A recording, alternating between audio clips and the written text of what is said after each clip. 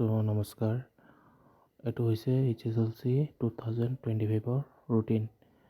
তো আমাৰ ফাৰ্ষ্ট 15 আছে, কি আছে আমাৰ 15 ফেব্ৰুৱাৰী ইংলিছ। তো নেক্সট এক্সাম আছে আমাৰ 17 ফেব্ৰুৱাৰী MIL আৰু ইংলিছ। নেক্সট 21 ফেব্ৰুৱাৰী আছে আমাৰ জেনেৰেল মেথছ। তো মেথছৰ কাৰণে আমি বন্ধ আছে অলপ।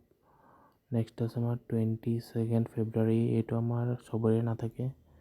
24 ফেব্ৰুৱাৰী আছে আমাৰ ছায়েন্স, এইটো ইম্পৰ্টেণ্ট এক্সাম।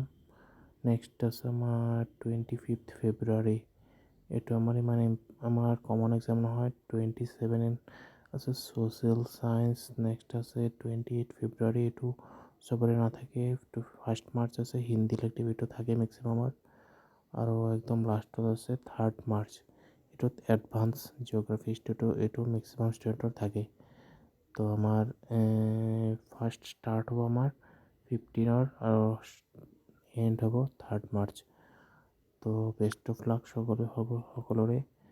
তো এক্সামটো ভালকৈ দিব, যাতে ভাল এটা পাৰ্চেণ্টেজ পোৱা যায়। তো এইটোৱে আছিল HSLC ৰুটিন।